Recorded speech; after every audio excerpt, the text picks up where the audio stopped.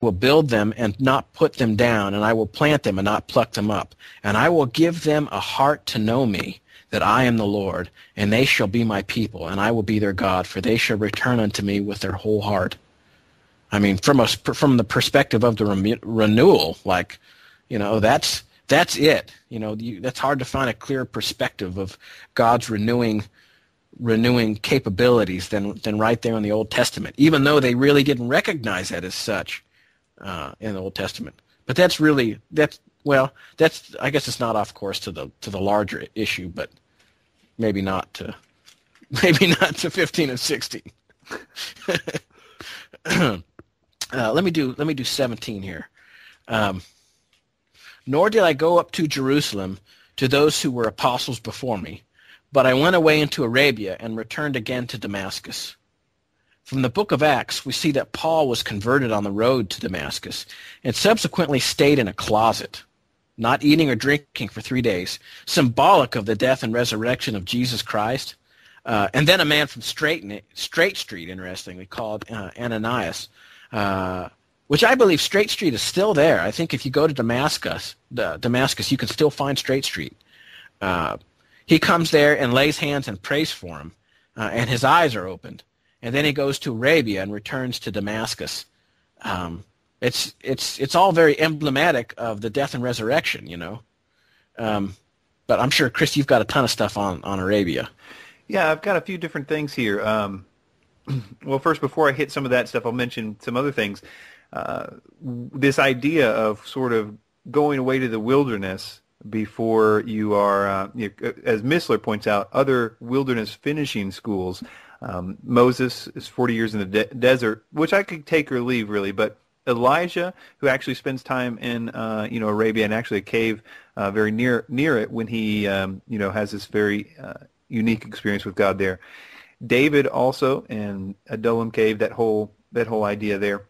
Have Jesus, of course, in his wilderness episode after his baptism. This seems to be a model, and this is one of biblical scholar N.T. Wright actually makes this same connection and writes a paper that is called, let's see if I have it here. I don't have the title. It's published in the Journal of Biblical Literature, volume 115, and he basically makes the case that the pattern of Elijah is when he met the Lord at Mount Sinai, for a myriad of reasons. He discusses in his paper that he discusses it in the paper Paul, Arabia, and Elijah. Now, twice in the first epistle to the Corinthians, Paul revealed that he had personally met with Jesus. Excuse me. On 1 Corinthians 9, verse 1, am I not free? Am I not an apostle? Have I not seen Jesus, our Lord? Are you not my work in the Lord? In 1 Corinthians 15, verse 8, last of all, as though to be born at the wrong time, he, speaking of Jesus Christ, although it's in parentheticals here because of the quote, appeared to me also. Now, David Lowe, who expands on this, David W. Lowe is his name, expands on this possibility that Paul could have gone to Mount Sinai in Arabia for these 3 years in his book, Then His Voice Shook the Earth. So we'll actually find a little later, I'm not sure if it mentions it here, the 3-year period yet, but let me just read a little bit from the book of David W. Lowe's book here. According to these verses, Paul claimed to have seen Jesus Christ in the physical, resurrected form.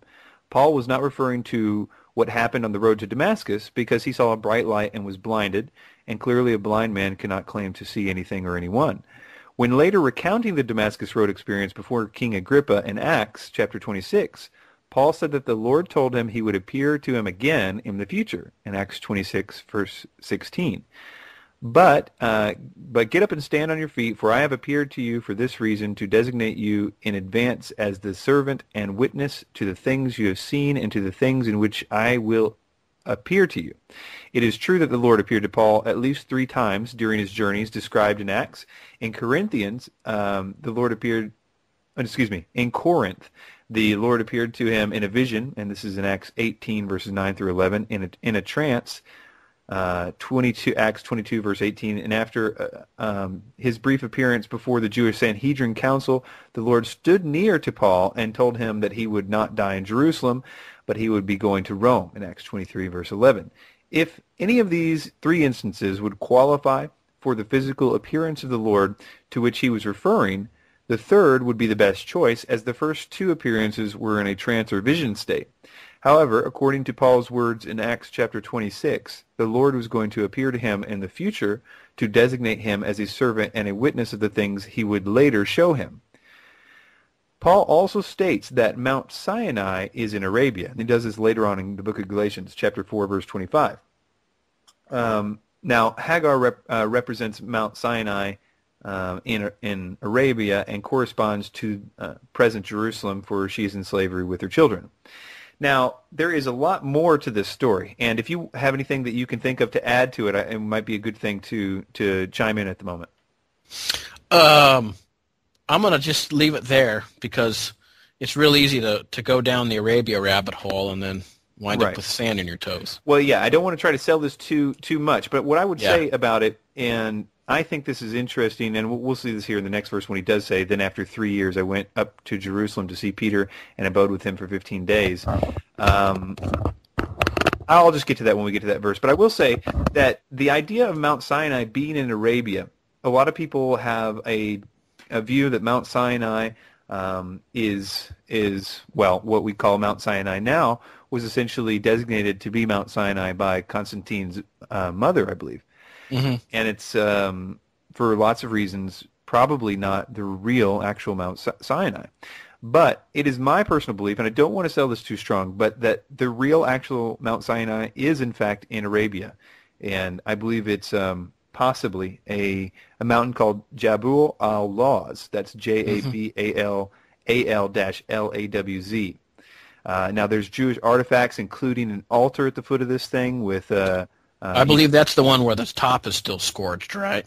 Right, and there is a huge rock split in two, a massive rock, which has been eroded by water from the inside, as if a geyser of huge proportions once gushed from it. You can actually see this huge place where it would have fed. I mean, we're talking about millions and millions of people that would have needed to drink from this water if the Jewish people were needing water in the desert at that time, and it actually is huge. And there's even a place where the cave of Elijah is in perfect proportions to it. For many, many reasons, I believe that this is accurate, and the Bedouins around there refer to it as such, so Moses' mountain and things like that. And these people certainly don't have and it's currently off limits. It's surrounded by gates. It's in Saudi Arabia, I believe modern day Saudi Arabia government is not letting anybody in. So the people that have brought back video, and there is video of this, is very hard to get. But again, try not to take that as the truth. It doesn't really change anything.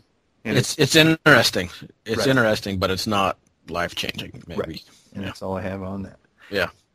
Let's see, verse 18. Then after 3 years I went up to Jerusalem to visit Cephas and remained with him 15 days. But I saw none of the other apostles except James, the Lord's brother.